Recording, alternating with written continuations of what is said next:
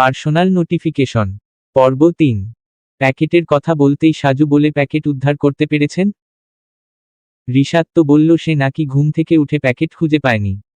বিমল মিত্র বলেন প্যাকেট পায়নি, কিন্তু ঘটনার দিন রিশাদ তাদের বাজারের যেই দোকানের নাম বলেছে সেই দোকানটা সেদিন বন্ধ ছিল। তাদের পাশে আরও কয়েকজন উপস্থিত ছিলেন। রিশাতের বাবা, মেজ ভাই, প্রতিবেশী, গ্রাম্য ডাক্তার, রিশাতের ভাবির বাবা, মামা, গ্রামের মেম্বার, আরও কিছু মানুষ যাদের সবার চোখেই কৌতূহল। সবাই এসেছেন রিশাতের কল রেকর্ড শুনতে। 5 দিন আগে রিশাতের বড় ভাবি মারা গেছে। গতকাল সন্ধ্যা বেলা আত্মহত্যা করেছে রিশাত।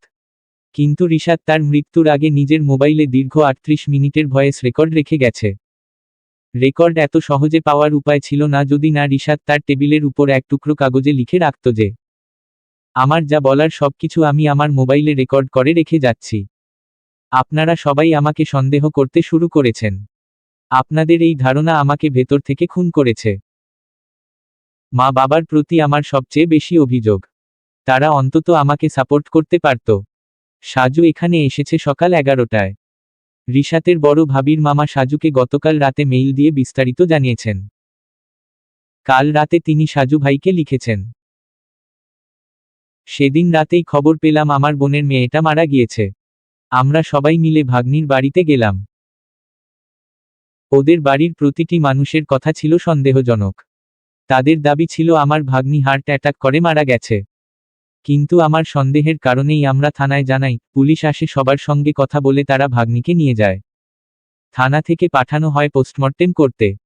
পুলিশ আমাদের অভিযোগের ভিত্তিতে তদন্ত শুরু করে। সবচেয়ে বেশি সন্দেহের তালিকায় সূচনার ছোট দেবর রিশাতের নাম উঠে আসে, কিন্তু সন্ধ্যা বেলা রিশাত তার নিজের ঘরে আত্মহত্যা করেছে।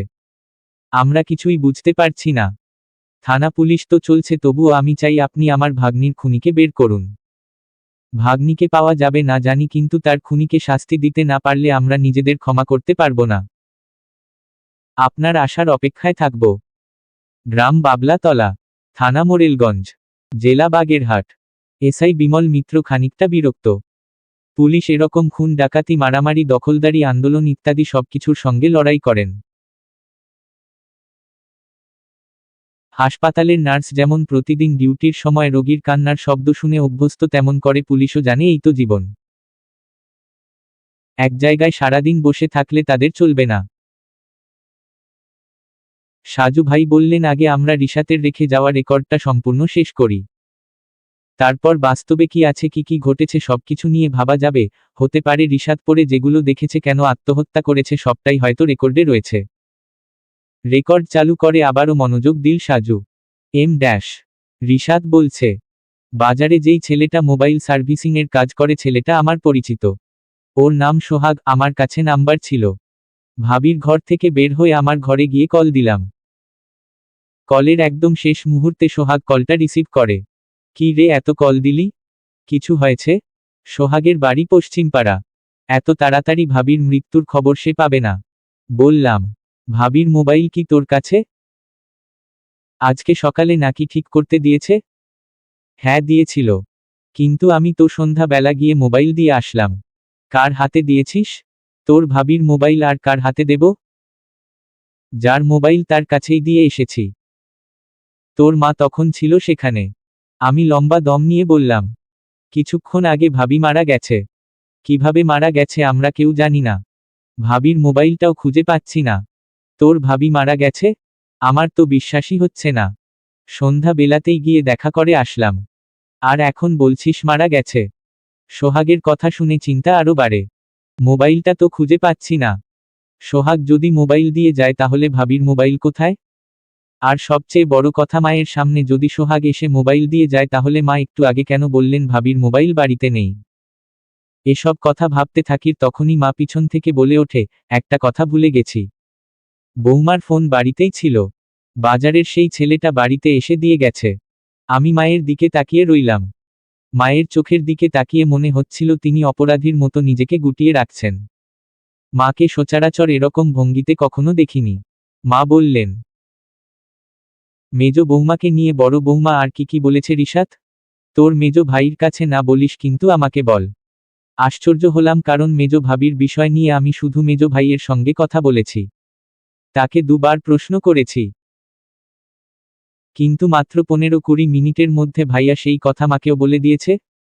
আমাকে চুপ থাকতে দেখে মা বললেন, কিরে কথা বলছিস না কেন? নিশ্চয়ই তোর কাছে বৌমা কিছু বলেছে। তুই এগুলো জানার পরই তড়িঘড়ি করে বাড়িতে এসেছিস মনে হয়, তাই না?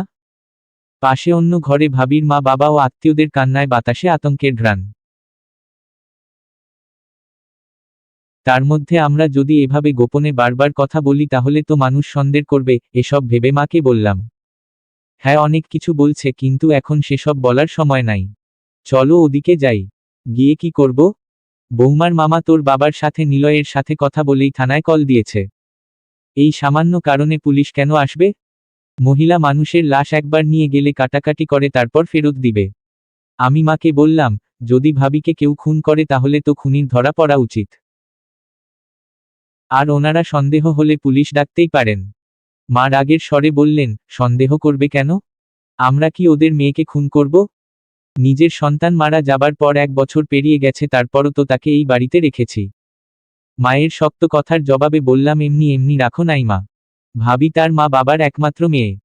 তাদের অনেক সম্পত্তি। তাই তোমরা চাইছিলে সব সম্পত্তি আমাদের হোক। এজন্যই তো মেজো ভাই ভাবিকে বিয়ে করতে চাচ্ছিল।